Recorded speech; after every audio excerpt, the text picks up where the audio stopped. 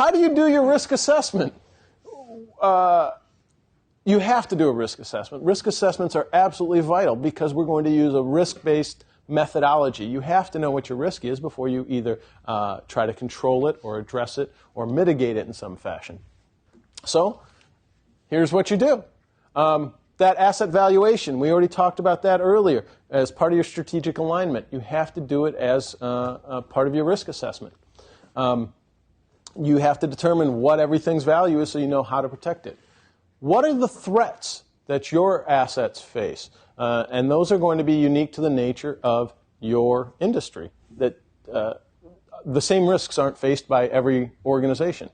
Your environment also has its own unique holes as well that you're going to have to defend against.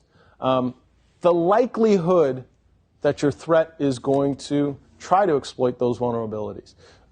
This is the thing that we don't have good stats for. Again, Gregory pointed it out, and he's absolutely right. There are no good quantified historical numbers for that. That's something you're going to have to try to determine for yourself, for your organization, through a means other than calculating it. The possible impact those vulnerabilities and risks might entail, all the countermeasures available, because you're going to choose from between them, and your acceptable level of residual risk at the end. Your assets include stuff that's both physical, like this table, and the intangible, the goodwill, the data, the reputation of your organization. Do those things have value? Yes. Is it harder to ensure that the value of a brand name or a logo is retained? Yes. Those things are much more difficult to maintain than just the tangible assets of an organization. There are, in our industry, there are a bunch of different ways of carving up different types of threats. This happens to be the way that the book went and addressed them. I'm sure you've all seen different ones, everything from internal to external or technological to physical. These are just another way of looking at those and breaking them down. They're pretty straightforward as well. And because of your environment, sometimes literally the environment, you'll have different vulnerabilities for your organization. Can anybody think of what of examples of particular vulnerabilities for different environments? Well, right now, Florida and hurricanes, and Colorado and forest fires. There's a company I do work for that was looking at doing mining contracts in Russia. And part of the RFP, part of the bid process was to say, how much experience does your firm have with operations in subarctic conditions? They literally, you had to demonstrate that you could run all of your operations at minus 50 degrees Fahrenheit on a daily basis. I don't know how many bids they're going to get. We ended up just saying, no, we'd rather operate on the moon, to be honest with you. Give us the cold, hard vacuum, and that'd be better than what you guys are looking at. Russia's tough. So yeah, you have to be able to concentrate on those specifics. Good. Making these determinations, you can use different methods for doing so. Incidents in the field, number of times it has occurred. You can do that across your industry. You can do it with your competitors. You can look to see how many different breaches there have been, or how many different incidents there have been. Bad word to use, sorry. Incidents, D-E-N-T-S. How many incidents there have been in the industry over a certain period of time. Problem with that, does it really give you a good perspective? Is it a good predictor? Not necessarily. Organizational baseline.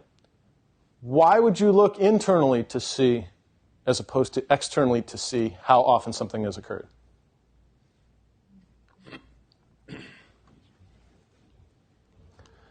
You might get more information than you would looking externally.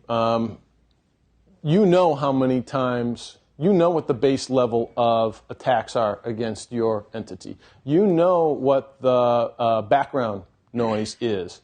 You know how many times you're pinged. You know how many times people try to intrude. External entities might not be reporting those things publicly. They might not want to give out that information. So you might not get a realistic picture from other entities in the field, while you might get a more realistic picture internally. When I worked in DOD, we would always get spikes in attack traffic at the end of the year and about mid-spring. Why? Because teenagers are on vacation. Yeah, they got out of school. And everyone's just, they have some time off. They can stay up late and hack. Sorry about that. Yeah, absolutely.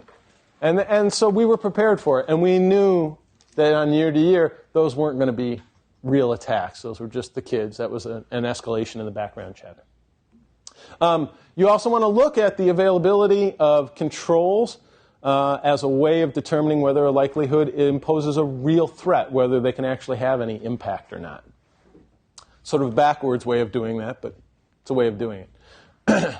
You can look at the impact and see how they're going to affect your CIA triad.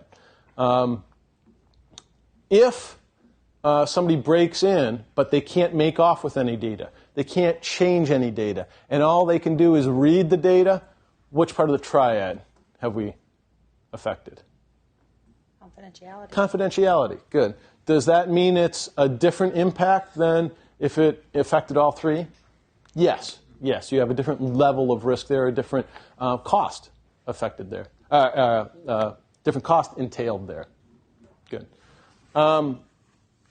You're going to try to calculate the product of likelihood and impact, and we're going to look at that formula in just a second, based on the assessment that you've made. And you got to tell senior management what those risks are. Why are you going to tell senior management what their risk is? So they can make a decision. Boom. They're going to decide what the residual risk should be. They govern the risk appetite of the organization, right? Good. When you're picking countermeasures, there are a whole bunch of different aspects to look at. I will not read them all to you because they make sense. You already know them. We've pretty much discussed them all. The point is, there are many different facets of countermeasures that you have to look at. Not just price, not just does it look cool in the box, not just has it gotten some TV or radio coverage recently. There's got to be more than the marketing for why you pick what countermeasures you're going to pick. And at the end of the day, are you going to get to 100% risk control? Are you going to get rid of all risk? No. There's always going to be some amount, and that's going to be determined by your countermeasures as well. Even if you use multiple countermeasures, can you get to zero risk? No. Even if you use all of the countermeasures, are you going to get to zero risk? No. No. And you have to apply the right countermeasure for the amount, the value of that asset. $10 lock, $5 byte. All right. Here is the formula that shows up in every question, in every certification, in every aspect of our field. Quantitative means we're going to try to use numbers and assign those to our risk assessment. Why? Because it makes our industry look a little less like voodoo. If we can assign actual numbers to it, people take us seriously. Annual rate of occurrence. How often does it happen over a year? Against your loss expectancy for a single event. And the result is your annualized loss expectancy. How much impact can I expect per year from incidents? Is that truly going to give you an accurate reflection of your risk? No. There aren't any real good predictors for how often these things happen or what their impact is. But not doing these things, not coming up with these numbers, is a failure in that due care that we talked about.